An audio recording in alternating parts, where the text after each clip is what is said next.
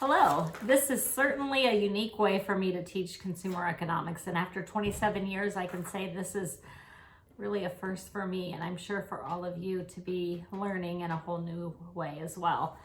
I have put up some videos of things that I think would be very helpful. I've always encouraged my students to talk to their families and to help them maybe with budgeting or things like that. Ask them how much things cost, how much you can save and things like that. So what I'm going to do over the next few weeks is kind of guide you through some of the beginning steps of Dave Ramsey's Financial Peace. I am not an official instructor through Dave Ramsey, but I understand his concepts. I've read some of his books, and I've taught consumer economics for a few years. So I'm going to refer you mostly to his daughter's videos. She's a little younger, and I think you'll relate to her pretty well. So the first thing I did was I posted a video about baby step number 1, and that's essentially saving $1,000. So I'm going to try to do some of these steps along with you. And the first assignment in your Google Classroom is actually to write how you would save $1,000 for your family. So you can do this on your own. You can do this with your family. I think everybody's family would probably benefit from it right now because with this whole COVID-19 scenario that we're going through, it's probably going to have a pretty drastic effect on our economy, obviously, if we close so many things down. And it might affect employment and many other things. So having an emergency fund set up is crucial. I know my husband and I have an emergency fund. I know we have some things set up that gives us a buffer in bad times. And so I want to help you set this up. I want to help you learn how to do this. So even after this COVID-19 scenario is passed, you can take control of your finances and you can help your families take control of their finances. So the first one is to come up with an emergency fund of $1,000. Now let's be honest, you might be using that emergency fund if you have something right now.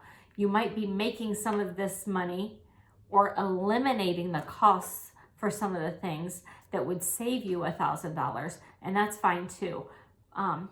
Don't touch retirement funds. That's one of the first things that I would urge your families not to do. Hopefully there's other sources of income and you should not cash out those retirement funds.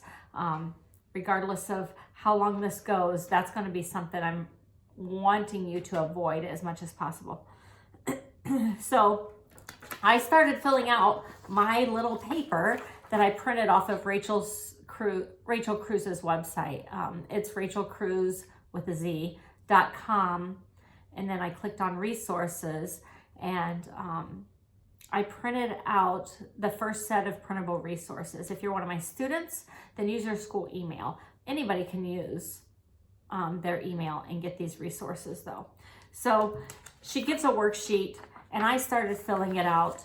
It's about how to save $1,000. Now you can save that.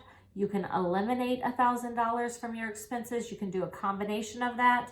And if you have me in class, I'm going to tell you the first 2 things I'm eliminating, and it'll probably save me at least $75 within probably the next week.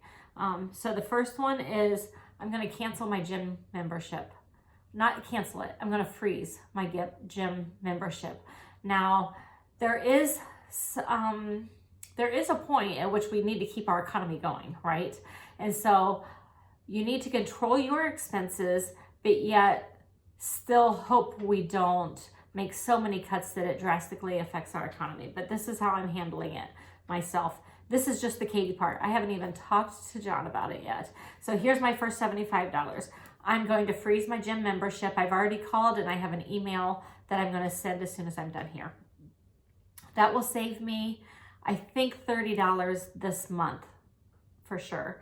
The next one, my manicure. I'm going to do it myself. Oh, That one's a hard one. I've worked really long, and that's one of my little special treats to myself is having a manicure.